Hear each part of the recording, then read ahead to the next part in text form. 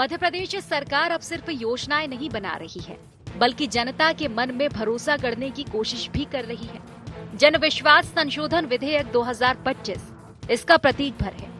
असल में ये राज्य सरकार की उस व्यापक सोच का हिस्सा है जिसमें वो व्यवस्था को जनता के करीब और सरल बनाने का प्रयास कर रही है। मुख्यमंत्री डॉक्टर मोहन यादव बार बार एक बात दोहरा रहे हैं, सरकार और नागरिक के बीच भरोसे की खाई को पाटना हमारी प्राथमिकता है। इस भरोसे की बुनियाद कानून में जुर्माने और दंड के डर को कम करके संवाद और समाधान की भावना से रखी जा रही है। अब छोटे नियम उल्लंघनों पर पुलिस केस नहीं, बल्कि त्वरित समाधान की प्रक्रिया होगी। लेकिन विपक्ष इसे कॉर्पोरेट हितों को साधने की कोशिश बता रहा है और मूलभूत सुधारों की जगह दिखावटी कानूनी फेरबदल करार दे रहा है। वहीं सरकार इसे विधेयक नहीं, विकास का विजन बता रही है। मध्य प्रदेश विधानसभा में जन विश्वास समेत 8 विधेयक पारित। जन विश्वास संशोधन विधेयक से बढ़ेगा विश्वास, छोटे कारोबारियों को मिलेगी बड़ी राहत। सरल प्रशासनिक ढांचा, डिजिटल प्रक्रियाएं, निवेश को बढ़ावा। 12 विभागों के 44 उपबंधों में बदलाव, सरल होंगी प्रक्रियाएं। छोटे उल्लंघनों को अपराध की श्रेणी से किया गया बाहर। सरकार की रणनीति साफ, भरोसा जीतो, विकास साधो। सीएम डॉक्टर मोहन यादव ने विधेयक को बताया गेम चेंजर। आज मध्य प्रदेश में भी जन विश्वास अधिनियम 2025 प्रस्तुत किया गया, जिसके अंतर्गत लगभग 16 विभागों के 80 कानूनों में संशोधन किया गया है। मैं ऐसा मानता हूं कि इससे विकास को और संभावनाओं को और बल मिलेगा। विपक्ष का मानना है कि ये सिर्फ एक दिखावा है। कांग्रेस का तर्क है कि जनता को भरोसा तब होता है जब उसकी रोजमर्रा की जिंदगी आसान होती है। जब तक कानून धरातल पर नहीं उतरेंगे, तब तक उन पर विश्वास नहीं किया जा सकता। जब तक ये सारे धरातल पर नहीं उतरेंगे, हमने पहले भी देखे किस प्रकार शिवराज सिंह जी ने अपने पूरे कार्यकाल में अनेकों इवेंट करे उनने, लेकिन इन इवेंटों का नतीजा क्या हुआ, कितने रोजगार स्थापित हुए, कितने लोगों को रोजगार मिला, कुल मिलाकर के देखने की बात। बहरहाल सरकार इसे व्यापारिक सुगमता की दिशा में एक बड़ा सुधार बता रही है, तो विपक्ष इसे नीतिगत अपारदर्शिता की आड़ मान रहा है। ऐसे में अब देखना ये होगा कि ये विधेयक जमीन पर कितना असर दिखाता है और जनता की कसौटी पर कितना खरा उतर पाता है। Bureau report, IND 24।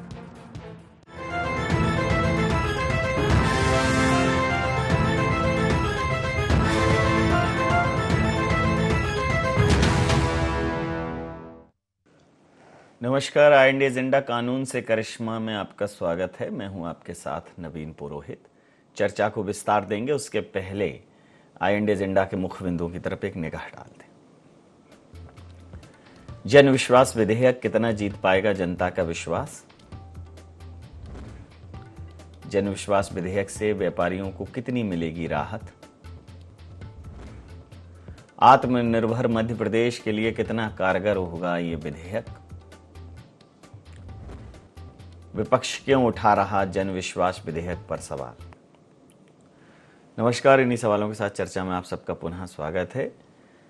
Madhya Pradesh विधानसभा का सत्र अनिश्चितकाल के लिए आज स्थगित हो गया, लेकिन इस सत्र में कई महत्वपूर्ण विधेयकों पर चर्चा हुई, कई महत्वपूर्ण विधेयक पारित हुए। उनमें से एक विधेयक है जन विश्वास विधेयक। यह विधेयक ऐसा है कि करीब 12 विभागों के 44 उपबंधों में बदलाव होगा और इनसे कई ऐसे कानून जिनका कोई बहुत असर नहीं है, जिनकी कोई उपयोगिता नहीं है, और कई ऐसे कानून जिसमें आपराधिक प्रकरण बन जाते थे, उनमें सिर्फ और सिर्फ शास्ति जो है वो आरोपित होगी, मतलब पेनाल्टी लगाई जाएगी। और मैं ऐसा भी मानता हूं कि दुनिया में कोई भी बदलाव कानून से तो आया नहीं।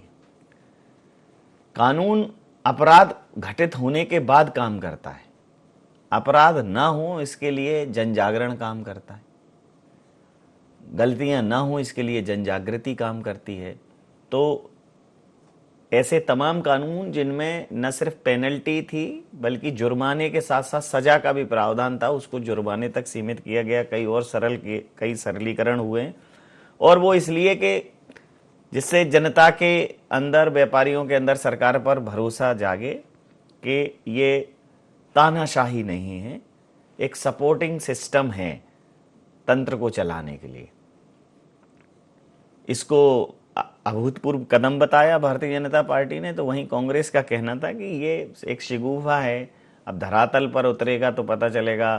तमाम ऐसे कानून हैं जो बना दिए गए, किसी में फांसी की सज़ा का प्रावधान, किसी में जन भावनाओं को देखते बना देते हैं, लेकिन उनको अमली जामा पहनाने में बहुत समय लगता है। ऐसे ही ये कानूनों के सरलीकरण की प्रक्रिया कितनी सार्थक साबित होगी, ये भी देखना जरूरी है। तो इसी मुद्दे पर करेंगे चर्चा। हमारे साथ चर्चा में शामिल हैं अमित शर्मा जी, महासचिव हैं मध्य प्रदेश कांग्रेस के। रमेश शर्मा जी, वरिष्ठ पत्रकार, हमारे साथ हैं। तो अमित जी, रोजमर्रा की जिंदगी आसान करने के लिए तमाम, जैसे दीवाल पर किसी ने कुछ लिख दिया तो वो विरूपण अधिनियम है, किसी ने कोई गंदगी फैला दी। अब जैसे जो समग्र स्वच्छता अभियान चला, प्रधानमंत्री ने आह्वान किया, तो जितना उस जन जागरण से बदला हुआ कानून तो सफाई के लिए पहले से थे, उनसे कोई फर्क नहीं पड़ा। सरकार ने एक ठीक दिशा में सोचा, इस पर कहाँ समस्या आ रही?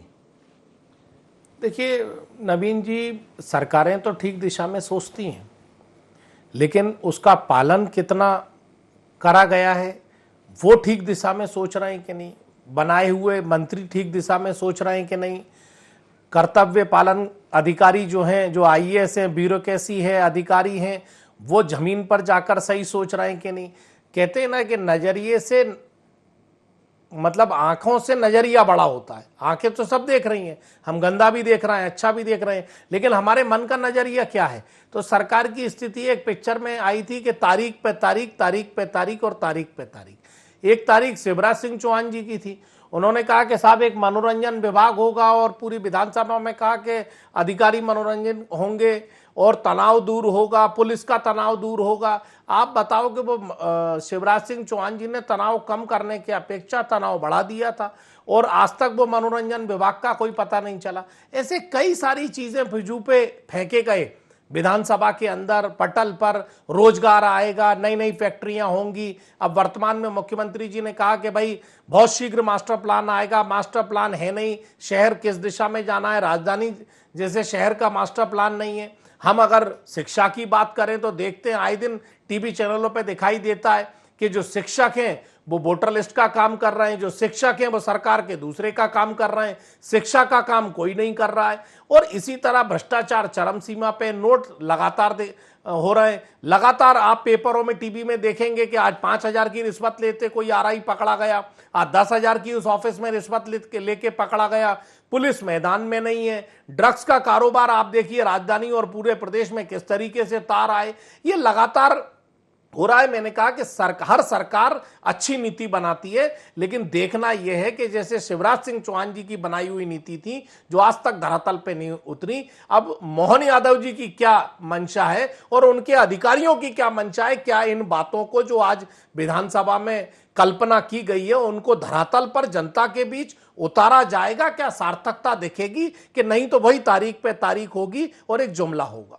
जी, रमेश शर्मा जी से इस जो कानून में जो संशोधन और उनके सरलीकरण की बात है, जटिल और दंडात्मक कानून हमेशा से एक अंग्रेजी और औपनिवेशिक सोच से उपजे थे, लेकिन सुधार के लिए गुंजाइश और जनजागरण, कानून पहले, जनजागरण पहले, कानून बाद में, लेकिन सरलीकरण करना बेहद जरूरी है। समय के साथ कई ऐसे कानून हैं जिनकी कोई प्रासंगिकता नहीं रह गई है और जिनको ढोया जा रहा है अभी भी। क्या कहें? देखिए, स्वाभाविक रूप से ये बात आपने ठीक कहा, नियमों का और कानूनों का सरलीकरण होना चाहिए, और उसी दिशा में इस सरकार ने ये कदम उठाया है। उद्योगपतियों को निवेश के लिए और ख़ास तौर से जो कुटीर उद्योग, स्थानीय उद्योग है, उसके लिए नियम बनाया है। आप अगर देखेंगे तो हमने धीरे धीरे, सरकारें तो आई हैं और सरकारें बदली हैं, हर सरकार ने एक कदम आगे आकर के कानूनों को सरल किया है। और लघु उद्योगों के लिए, कुटीर उद्योगों के लिए कांग्रेस के समय भी कुछ नियम सरल हुए थे। उसका एक कारण था कि शुरुआत में जो नियम अंग्रेजों ने बनाए थे वो कठोर नियम बनाए थे ताकि स्थानीय लोगों को उसका लाभ ना मिल सके और उनके आयातित सामान यहाँ पर आए। लेकिन धीरे धीरे स्वतंत्रता के बाद जागृति आ रही है, उस कानूनों का सरलीकरण किया जा रहा है। सरकार ने ये जो कानूनों का सरलीकरण किया है ये निश्चित रूप से स्वागत योग्य है और उसका एक कारण है आने वाले समय में जिस प्रकार टेक्नोलॉजी डेवलप हो रही है, जिस प्रकार एआई डेवलप हो रहा है, उससे नौकरियां मिलने की संभावना निरंतर घटती चली जा रही है। आप इसको अमेरिका में देख लें, आप इसको रूस में देख लें, आप इसको जर्मनी में देख लें, जापान में देख लें, नौकरियां निरंतर घट रही हैं। अब ऐसी स्थिति में चूंकि भारत युवाओं का देश है तो युवाओं को कहीं ना कहीं स्वरोजगार में आपको जोड़ना ही पड़ेगा और उद्योगों में, लघु उद्योगों में, कुटीर उद्योगों में जोड़ना पड़ेगा। तो ये जो आज का कानून है सरलीकरण का, मैं समझता हूं युवाओं को उसमें प्रेरित करेगा। लेकिन इसमें एक बात जरूर ध्यान देने की है, सिद्धांततः ये कानून बहुत अच्छा है लेकिन इसका क्रियान्वयन किस तरह प्रकार होगा वो भी सरकार को सुनिश्चित करना चाहिए। कई बार नियमों के सरलीकरण का लाभ जो असामाजिक तत्व होते हैं वो उठाते हैं। कितनी ही जैसे इंडस्ट्रियां डली हर दौर में, कांग्रेस के समय भी और भाजपा के समय भी कितने लोगों ने कागज पर इंडस्ट्री डाली और उनको चूंकि अनुदान वगैरह लेना था वो लिया और उसके बाद उन्होंने सब गड़बड़ कर दिया। तो मैं समझता हूं कानून निश्चित रूप से बहुत अच्छा है, सरकार को इसके क्रियान्वयन पर बहुत ज़्यादा जोर दिया जाना चाहिए। और उसमें मैं तो ये कहूँगा कि जितने जनप्रतिनिधि हैं वो भले कांग्रेस को हों, वो भाजपा के हों, वो स्थानीय स्तर पर जहां यूनिट डल रही हैं उन यूनिट डलने में वहां कहीं ना कहीं वो सक्रिय रहें। राजनीति अपनी जगह है, 5 साल में एक बार वोट डलते हैं, वो राजनीति छोड़ करके कहीं ना कहीं स्थानीय स्तर पर बिल्कुल निगरानी रखें, उन कानूनों का दुरुपयोग ना हो। और उसका लाभ एक और जो इस कानून में नहीं है लेकिन मैं कहना चाहूँगा हमारे जो पूर्व विधायक जी हैं घनश्याम जी, उनके माध्यम से सरकार तक पहुंचे कि ये जो कुटीर उद्योग, लघु उद्योग, मध्यम उद्योगों की बात है, ये स्थानीय युवा पर, मान लीजिए कोई विदिशा जिले का युवा है तो उसको वहीं प्राथमिकता मिले, कोई सीहोर का है, कोई रतलाम का है, तो स्थानीय युवा को उसमें प्राथमिकता मिले। कहीं ना कहीं ये गुंजाइश इस क्रियान्वयन में होना चाहिए। जी पिरोनिया जी जुड़ गए हैं फोन लाइन पर, आधे अधूरे, सरकार की तरह सरकार भी जुड़ती आधे अधूरे बातों में, वही कांग्रेस कह रही है। हाँ प्रवनिया जी, तो ये तमाम कानूनों में सरलीकरण कर दिया, करने की बात की है, ये जो विधेयक आया है आप लाए हैं, विश्वास संशोधन विधेयक, लेकिन भारतीय जनता पार्टी की सरकार पर लोगों का भरोसा कम हो रहा है। कांग्रेस कह रही है कि भरोसा है ही नहीं, विश्वास जनता का कम हो रहा है। काय का विश्वास संशोधन? नवीन जी, मैं जुड़ा हुआ हूँ, थोड़ा सा अब देखने लगा। देखो मैं आप कह रहे थे कि देख नहीं रहे हैं, वो आधा अधूरा कहा ना मैंने, आधा देखेंगे आधा नहीं देखेंगे। अया मैंने कहा तो अब जैसे अभी देखिए आपके एक मंत्री जी हैं, उनका नाम ही विश्वास है लेकिन उन पर भी अविश्वास चल रहा है। बहुत सारी ऐसी चीजें हैं। तो मेरा कहना यह है लेकिन फिर भी सरलीकरण बेहद जरूरी है और सरकार ने इस दिशा में सार्थक कदम उठाया है कि जो चीजें पता चला किसी ने कचरा फेंक दिया, आपने उस पर शास्ति आरोपित कर दी, ठीक है, लेकिन अब वो कोर्ट कचहरियां कर रहा है। कई ऐसे केस जो है जन अदालतों में देखें, हजारों लोगों की भीड़ तमाम इस प्रकार के प्रावधानों की वजह से, अधिनियमों की वजह से आती है। तो एक अच्छा कदम है, लेकिन कांग्रेस कह रही है धरातल पर संशय। देखिए कांग्रेस तो धरातल पर संशय उसको दिखने का काम इसलिए रहता है कि जब भी कुछ अच्छा होता है, जब भी सरकार कुछ अच्छा करने का प्रयास करती है, उसमें कुछ ना कुछ नुक्स निकालने का काम कांग्रेस का रहता ही है। लेकिन मैं आदरणीय रमेश जी की बात से सहमत हूँ। उन्होंने कुल मिलाकर के बढ़ते हुए व्यापार, आने वाले निवेश और सब प्रकार के जो उन्होंने युवाओं के कल्याण के लिए, युवाओं को रोजगार के अवसर मिले और इसका जो दुरुपयोग है, सारी बातें उन्होंने जो बताई हैं, मैं कुल मिलाकर के निवेदन ये करता हूँ कि देखिए सरकार जो भी नियम, विधेयक, कार्यक्रम, योजनाएं जो बनाती है वो कहीं ना कहीं समाज के सब वर्गों का कल्याण हो, इस हेतु उनका मंतव्य रहता है। हम सब देख रहे हैं माननीय मुख्यमंत्री जी हमारे मध्य प्रदेश में और औद्योगिक विकास के क्षेत्र में काम हो, इसलिए इतना प्रवास और उद्योग घरानों से संपर्क, संबंध और उनको सारी सुख सुविधाएं उपलब्ध हो प्रदेश सरकार के माध्यम से, वो अपने आयाम मध्य प्रदेश की धरती पर स्थापित करें, और कहीं ना कहीं इस हेतु वो लगे हुए हैं, दिन रात लगे हुए हैं, और लक्ष्य उसके पीछे यही है कि हमारे युवाओं को कहीं ना कहीं उनको उस प्रकार का भाव मिले, उनको रोजगार के अवसर मिले।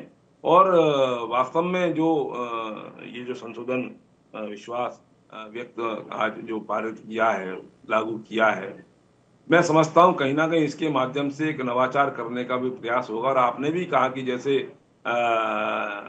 पुलिस की कार्रवाई त्वरित ना होते हुए कहीं ना कहीं हम हमारा जो कर्तव्य है उनका भी हमारे अंदर जागरूकता है, जागरण है। इसमें कुल मिलाकर के कांग्रेस को भी सकारात्मक तरीके से सहयोग करते हुए, अब जैसे मैं उदाहरण दे रहा हूं, आज जैसे आपने कचरे का ही कहा, तो आज आप देखेंगे इंदौर इसलिए नंबर 1 पर है कि वहां भी जनमानस के अंदर कचरा हम ना फेंके रोडों पर, ये भाव जागरूक हुआ है। और इसलिए हम सबको जब भी कोई ऐसा नियम कायदा कानून बनता है, देखिए तोड़ तो लोग निकालते ही हैं उसका, लेकिन फिर भी हम उसको जनमानस तक पहुंचाएं, ये मैं समझता हूं इसके माध्यम से होने की आवश्यकता है। तोड़ तब तक ही निकालते हैं जब तक कि वो जोड़ नहीं पाता। कोई भी कानून जब जोड़ नहीं पाता तो लोग उसका तोड़ निकालते हैं, लेकिन जब लोगों में उसको मानने का भाव, स्वीकृत करने का भाव जागृत हो जाता है तो लोग स्वतः जोड़ते हैं। अब इसमें 4 कानून खत्म हुए हैं अमित जी, 16 धाराएं बदलेंगी, 8 बड़े विधेयक पारित हुए हैं। तो ये जो कानून खत्म हो, तमाम 44 उपबंधों में बदलाव होंगे, और मूल चीज ये है कि पारदर्शिता, जवाबदेही और समयबद्ध सेवाएं और अकारण की कानूनी पेचीदगियां बचें, ये सरकार की सोच है। तो सोच पर पहले दिन से सवाल क्यों? देखिए सवाल कभी तो विपक्ष ऐसा हो कि हम सरकार का बहुत स्वागत करते हैं, कभी तो विपक्ष बरसों हो गए इस टाइप का आवाज ही नहीं आती कि एक अच्छा डिसीजन लिया तो, लेकिन हम ये उम्मीद करते हैं कि ये जवाबदेही के साथ लागू होगा। और आप तो सत्ता पक्ष के साथ समानांतर चलते हैं ना, नेता प्रतिपक्ष भी होते हैं, आपके भी विधायक हैं, ये कानून आपके भी जिलों में, जिन जिलों में आपके विधायक विधानसभा में, वहां भी प्रभावी होंगे। तो कोई कमी होगी तो अगले सत्र पर चर्चा हो जाएगी, लेकिन पहले ही दिन सत्र में ही बता दो कि ये सत्यानाश है, उसका क्या मतलब? ये क्या आदत बना ली है? देखिए नवीन जी, सार्थकता निसंदेह राजनीति हो या व्यवहारिक जीवन हो, एक सार्थकता बहुत आवश्यक है। अब भारतीय जनता पार्टी को कांग्रेस के द्वारा की गई सार्थकता का वही नजरिया और नजर में फर्क है, दिखाई नहीं देता। मैं आपको याद दिलाऊं कि जब मोहन यादव जी ने कहा कि वो नए नए लोगों को मध्य प्रदेश आमंत्रित कर रहे हैं, व्यापारियों को उद्योग बढ़ाने के लिए 1 लाख करोड़ के आसपास का उद्योग बहुत शीघ्र आने वाला है। आज मैं समझता हूं कि उस उद्योग की बैठक को करीब 6, 7, 8 महीने होने को आ रहे हैं। और मैं उमंग सिंगार जी का बयान बताऊं कि जब मीडिया ने लिया, जीतू पटवारी जी कांग्रेस के प्रदेश अध्यक्ष हैं, हमारे नेता हैं, उनका बयान लिया तो उन्होंने कहा, इस बात को मेरे पास वो बाइट है, आप बोले तो, और आपके भी चैनल पे, तमाम चैनलों पे चली, कि नहीं हम सरकार के साथ हैं। जीतू पटवारी जी ने कहा हम सरकार के साथ हैं और हर सार्थकता के, जो मध्य प्रदेश के जन कल्याण नीति का जो भला कर सके, ऐसी योजनाओं के साथ हम सरकार के साथ खड़े हैं। लेकिन साथ खड़े हुए क्या हुआ? उसमें करीब 250 करोड़ रुपए खर्च हुए, हमने तो वाहवाही करी, लेकिन मलाई कौन मार गया? आज तक ये बताइए कि 1 लाख करोड़ के वो जो एमओयू साइन हुए थे, सरकार उसको बताए कि कितने एमओयू साइन हुए, कितनी जमीनें आज तक राजस्व विभाग में, जो सिंगल विंडो के नाम पर मोहन यादव जी ने और तत्कालीन मुख्यमंत्री शिवराज सिंह चौहान जी ने कहा था कि सिंगल विंडो के तहत काम होगा। मैं आपको बता दूं कि टाटा जैसी कंपनी लिखित में लेट होने के कारण प्रोजेक्ट में वापस चली गई है। तमाम कई कंपनियां और छोटी मोटी कंपनियों को बुलाकर अपनी पीठ थपथपाने का काम किया और 250 करोड़ रुपए से 400 करोड़ रुपए इस इवेंट में अपना चेहरा चमकाने के नाम पर खर्च करा। और उसके बाद अगर ये चाहते हैं कि कांग्रेस इनकी तारीफ करे, तो मैं समझता हूं कि शायद वो विपक्ष की भूमिका की सही जिम्मेदारी नहीं होगी। अगर जनता की पैसे की गाड़ी कमाई का सरकार दुरुपयोग करेगी तो जीतू पटवारी जी को, उमंग सिंगार जी को, सरकार को विपक्ष की भूमिका के तहत आईना दिखाना पड़ेगा। मैंने आपको बताया कि जिस तरीके तो आईना तब तो दिखाओ जब आदमी मुंह करे आईने तरफ। तुम तो पीठ पे आईना लिए खड़े हो, आईना ही लिए पड़ेगा, हर जगह आईना नहीं दिखाया जाता। नवीन जी, इस सरकार की अलग एक विडंबना है, पिछली बातों का आकलन नहीं करती, अगली बातों का रोड मैप तैयार सरकार जनता के सामने करती है। अब 1200 से 1500 रुपए लाडली बहना को देने की बात करी और स्मार्ट मीटर पे 3-3 हजार रुपए बिल आने वाले। आप देखिए कि जिनके यहाँ मीटर लग गए 3-3, 4-4 हजार बिल, सरकार चुप्पी है। विधानसभा में विधायकों ने क्वेश्चन पूछे और संबंधित मंत्रियों और मुख्यमंत्री जी जवाब नहीं दे पाए। प्रतिक्रिया लेता हूं। घनश्याम जी, चाहे मोहन हो चाहे घनश्याम, कांग्रेस का मन नहीं मोह पा रहे। चाहे जैसी आप अपने वादों की इरादों की बांसुरी बजा लो घनश्याम जी, इन पे फर्क नहीं पड़ रहा है। घनश्याम जी से शायद घनश्याम जी तक आवाज नहीं पहुंच रही है। तब तक मैं ये एक इस पर एक प्रतिक्रिया रमेश शर्मा जी से ले लेता हूं कि अब ये चलन से बाहर है कि विपक्ष कुछ करे तो एक तारीफ कर दो। अब ये चलन से बाहर हो गया ये कि विपक्ष, सत्ता पक्ष कुछ अच्छा करे तो कभी विपक्ष ने कोई ऐसी तारीफ की हो, सत्ता पक्ष ने कभी ऐसा कहा हो कि विपक्ष ने बड़ा साथ दिया, बहुत अच्छे से सत्र चला, और विपक्ष ने कहा हो कि सरकार ने ये बड़े अच्छे विधेयक पारित किए, ये संशोधन बहुत अच्छे हुए, इन पर बड़ी अच्छी चर्चा हुई। अब ये चीजें होती नहीं। नहीं, निश्चित रूप से ये बात सही कह रहे हैं। राजनीति में एक बड़ा बदलाव आया है। एक समय हुआ करता था, वो सरकार किसी की भी रही हो, संयुक्त संविध की सरकार रही हो, विपक्ष की सरकार रही हो, कांग्रेस की सरकार रही हो, जो अच्छे काम होते थे उन अच्छे कामों की सबसे पहले प्रशंसा होती थी, और उसके क्रियान्वयन में क्या क्या खामियां हो सकती हैं वो सरकार को कहा जाता था कि आप इस पर नज़र रखिएगा। तो मैं समझता हूँ वो राजनीति में एक बड़ा परिवर्तन आया है। इस समय अगर आप देखेंगे तो विपक्ष में जहाँ भी जो भी है, मान लीजिए मध्य प्रदेश में कांग्रेस विपक्ष में है, कई ऐसे प्रांत हैं जहाँ पर भाजपा विपक्ष में है, लेकिन अब एक राजनीति में एक चलन ये आ गया कि सरकार जो कहेगी और सरकार जो करेगी उस पर तो आलोचना करना ही है, एक नंबर बात। दूसरी नंबर बात, मुद्दा जो होगा उस मुद्दे पर कम बात होगी और जमाने भर की बात बहुत ज़्यादा होगी। ये अब एक तीसरा परिवर्तन हो रहा है। एक समय हुआ करता था कि संसद में अलग तरह के विषय उठाए जाते थे, मीडिया को अलग तरह के विषय उठाए जाते थे, आम सभा में विषय अलग उठाए जाते थे। इस समय जो विषय आम सभा का है, जो विषय सड़क का है, वही मीडिया में दिखेगा और वही संसद विधानसभा में दिखेगा। मुझे लग रहा है कि कहीं ना कहीं राजनीति में जो अध्ययनशीलता थी वो अध्ययनशीलता की कमी आई है, जिसके कारण ये आपको बोल वचन ज़्यादा में दिखाई देने लगा है। राजनीति अब शब्दों की ज़्यादा हो गई है, मुद्दों की और जमीन पर काम करने की उसमें कहीं ना कहीं कमी और गिरावट महसूस की जा रही है। घनश्याम जी, एक प्रतिक्रिया, अंतिम प्रतिक्रिया के साथ चर्चा समाप्त करूंगा कि ये जो आपकी बात जो है, आप चाहे घनश्याम नाम रख लो चाहे मोहन रख लो, लेकिन आप मोह नहीं पा रहे हो विपक्ष को। आपकी जो भी गतिविधियां हैं, जो भी लीलाएं हैं, वो रास नहीं आ रही हैं विपक्ष को। विपक्ष कह रहा है कि भाई हमारा काम है आपको आईना दिखाना। क्या कहेंगे? नहीं, नवीन जी आपने सही कहा कि घनश्याम की लीला हो या मोहन की लीला हो, जी जी, इनको इसलिए रास नहीं आएगी जी कि रास लीला का इनको मतलब समझ में नहीं आता है। जी जी, भगवान श्री कृष्ण को कर्मण्ये वाधिका रस्ते मां फलेषु कदाचन, तो सुदर्शन भी उठाना रहता है। तो सुदर्शन के माध्यम से भी और कुल मिलाकर के धर्म की स्थापना हो, ये भाव कहीं ना कहीं मोहन का रहा है, और सरकार का भी यही भाव है कि धर्म की स्थापना हो, अच्छा काम हो। और इसलिए आप देखेंगे, आपने भी कहा, कुल मिलाकर के सार उसका जो है ना कि भरोसा जीतना है, और भरोसा जीत के विकास को हमें साधना है, और उसमें क्या क्या हम कर सकते हैं, क्या अच्छा कर सकते हैं, ये सरकार हमेशा करने का प्रयास करती है। मैं बीच बीच में कटता रहा, मेरे को बार बार इसमें डिस्टरबेंस हुआ, कोई बात नहीं, इसलिए मैं अपनी बात नहीं रख पाया। लेकिन नहीं, आपकी बात पूरी सुनी जा रही है, ये तो कहो ही मत आप।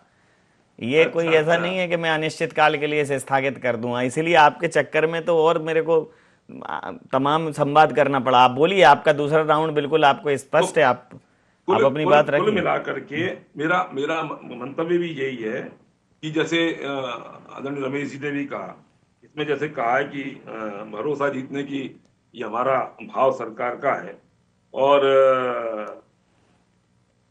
तमाम सारे सरल जो हमारा सरलीकरण करने का काम है, कहीं भी व्यापारी को और जो इस प्रकार का भाव रहता है कानून की पेचीदगी में न फंसते हुए, उसका और सरलीकरण कैसे कर सकते हैं, ये सब किया। और आपने भी जैसे बताया कि 12 विभागों में 44 इस प्रकार के उपबंधों में बदलाव, और ये सब उसके माध्यम से ये सरकार का निर्णय है। मैं समझता हूँ व्यापारिक क्षेत्र में छोटे हमारे व्यापारियों को कहीं ना कहीं इसके माध्यम से और लाभ सरकार का और सरकार का भरोसा और सरकार का सहयोग, ये कुल मिलाकर के इस माध्यम से मिले, ऐसा हमारा सबका मंतव्य। समय सीमा के चलते मैं ये चर्चाएं समाप्त करूंगा। आप समस्त महानुभावों का बहुत बहुत धन्यवाद, बहुत बहुत आभार।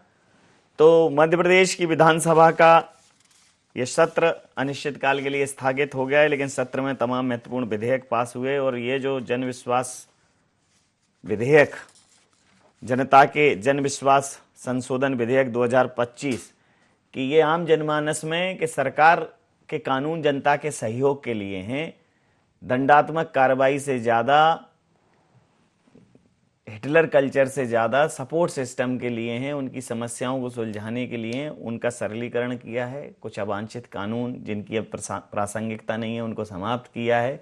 तो कांग्रेस कह रही है कि ये शगुफा है, लेकिन निश्चित रूप से कानून जितने कम होंगे पालन उतना ज़्यादा होगा, कानून जितने सहज होंगे पालन उतना ज़्यादा होगा। हमें समझना पड़ेगा, जो हमारे ब्यूरोक्रेट्स जाके कभी नीदरलैंड नॉर्वे जाते हैं और आके यहाँ साइकिल ट्रैक बना देते हैं, फिर वो साइकिल ट्रैक उसकी भेंट चढ़ जाता है। तो हमें अपने यहाँ की भौगोलिक परिस्थिति, अपने यहाँ की साक्षरता की दर, अपने यहाँ की पर कैपिटा इनकम, इन सब का आकलन करना पड़ेगा।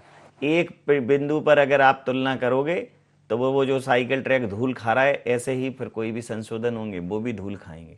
तो बेहतर ये है कि कॉपी करो, लिखा रहता है चार्ट के ठेलों पर, नकल कर, वो नकल हमेशा होती है पर बराबरी कभी नहीं। तो ये जो विदेश दौरों पर आके कभी पट्टी डाल देते हैं, कभी कुछ कर देते हैं, कभी कभी नए नए शगुफे छोड़ देते हैं, ये देश अपने आप में एक विश्व का रिफ्लेक्शन है। हर देश की एक प्रतिकृति इस देश में बसी है। तो इस देश को समझने के लिए थोड़े सरलीकरण की और सहजता की ज़रूरत है। ये विशुद्ध औपनिवेशिक कल्चर से तो नहीं चलेगा, ये कॉलोनियल कल्चर से नहीं चलेगा, ये देश चला ही नहीं है कभी। तो IND एजेंडा में इतना ही। आप बने रहिए IND 24 के साथ और देखते रहिए IND 24। नमस्कार।